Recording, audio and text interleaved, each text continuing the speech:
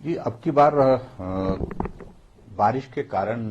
बहुत बड़ा नुकसान हुआ, जिसका मैं कह सकता हूं कि अ, आज से पहले हमने कभी इतना नुकसान होते नहीं देखा। और स्वाभाविक रूप से बारिश भी पिछले 3 दिन से लगातार चल रही है, रुक नहीं रही है। और इस सिलसिले में मैं सिर्फ इतना कहना चाहूंगा कि एक तो जो परिवार ने अपने सदस्य खोए हैं, लगभग जानकारी जो मिली है 11-12 लोगों के दुखद मृत्यु के समाचार प्राप्त हुए हैं। और उसके साथ साथ में जो लॉसेस जो गवर्नमेंट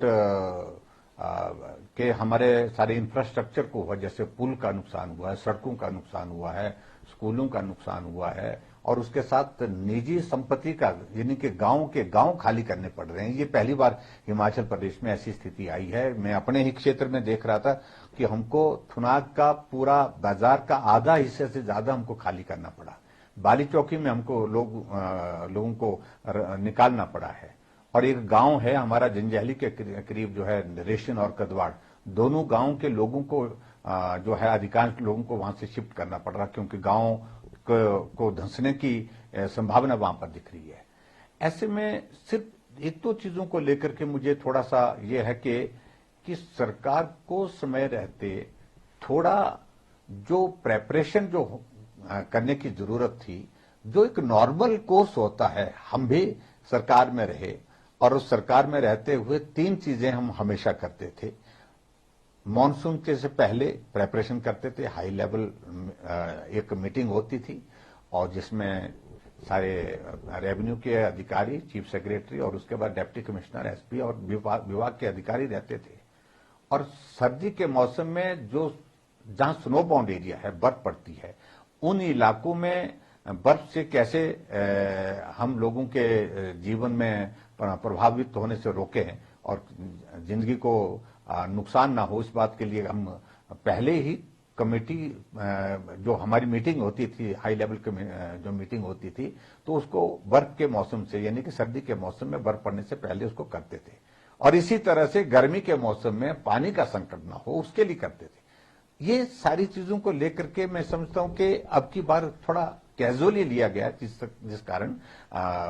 ये प्रेपरेशन की दृष्टि से, क्योंकि हिमाचल प्रदेश में टूरिस्ट का सीजन साथ चला हुआ है और टूरिस्ट सीजन के साथ साथ में लोगों का आना जाना बहुत बड़ा इस वक्त हिमाचल प्रदेश में होता है, तो लोग बहुत संकट में फंसे हैं। लेकिन मैं धन्यवाद करता हूं एनडीआरएफ टीम की टीम का, और धन्यवाद करता हूं मैं केंद्रीय गृह मंत्री भाई अमित शाह जी का, और मैं धन्यवाद करता हूं सारी टीम जिसने बेहतर ढंग से लोगों की जिंदगी को बचाने के लिए काम किया है। और मुझे इस बात का संतोष है कि एनडीआरएफ की टीम ने बहुत बेहतर ढंग से हिमाचल प्रदेश में 6 लोगों की जिंदगी पिछले कल शाम को जो बचाने में सफलता हासिल की, और उसके साथ साथ में हिमाचल प्रदेश में जो 30 लोग फंसे हुए थे मनाली में, उनका जीवन भी बचाने में उन्होंने सफलता हासिल की, जिसमें होमगार्ड के जवानों ने, पुलिस के जवानों ने भी बहुत बेहतर ढंग से काम किया, और उसके लिए मैं उनका धन्यवाद करता हूं। आज मेरी पार्टी के हमारे राष्ट्रीय अध्यक्ष जगत प्रकाश नड्डा जी से भी विस्तार से बात हुई, उनने भी अपनी संवेदना व्यक्त की है, चिंता व्यक्त की है हिमाचल की परिस्थिति के बारे में, और जो परिवार के सदस्य जिन लोगों ने खोए हैं उनके प्रति अपनी संवेदना व्यक्त की है। हम पार्टी की ओर से हिमाचल प्रदेश में सभी विधानसभा क्षेत्र में जो रेस्क्यू में और ऐसे संकट के क्षण में जो मदद करने की कर सकते हैं, उसके लिए सभी पार्टी के सब साथियों को हमने आदेश दिए हैं। केंद्रीय सरकार में क्या आपकी बातचीत हुई है किसी से, क्योंकि विक्रमादित्य सिंह ने एक अपील की है जो ऑपोजिशन के लोग हैं वो साथ मिलकर चलें और केंद्रीय नेतृत्व से भी बातचीत करें? मैंने कहा कि मेरी बहुत विस्तार से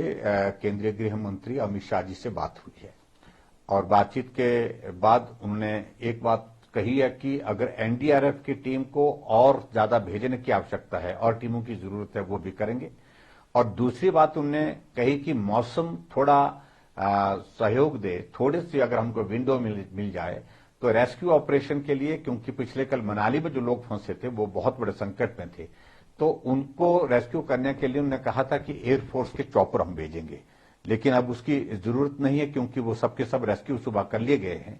और मौसम भी इस प्रकार से अभी तक चल रहा है, जिस कारण से अभी हम देख रहे हैं कि चॉपर का आना संभव नहीं था। लेकिन फिर भी उन्होंने कहा कि केंद्र की ओर से हर संभव सहयोग दिया जाएगा। इसके अतिरिक्त मेरी पीएमओ में भी बातचीत हुई है और पीएमओ में भी जो सारी जो जानकारी जो हिमाचल से संबंधित इस बारिश के मौसम में, बाढ़ के मौसम में जो स्थिति है उसकी जानकारी दी है। सर, आप भी इफेक्टेड एरिया में जाएंगे, जैसे आपने कहा आपकी कॉन्स्टिट्यूएंसी में भी भारी नुकसान हुआ है। मेरे विधानसभा क्षेत्र के अंतर्गत बहुत बड़ा नुकसान हुआ है थुनाग में। हमको थुनाग के बाजार को उसको खाली करना पड़ा है, घरों को रात को और पिछले कल दिन को भी। और ऐसे में जो नुकसान हुआ उसकी भरपाई के लिए तो बहुत सारा वक्त लगेगा, लेकिन फिर भी उसके बावजूद मैं मौके पर जा रहा हूं। मंडी और कुल्लू मैं कोशिश करूंगा दोनों जगह में जाकर के, क्योंकि बहुत बड़ा नुकसान हुआ है। और हिमाचल में आज की तारीख में मैं कह सकता हूं कि कोई भी क्षेत्र ऐसा नहीं बचा है जहां नुकसान नहीं हुआ है। हमारी पार्टी के सब साथियों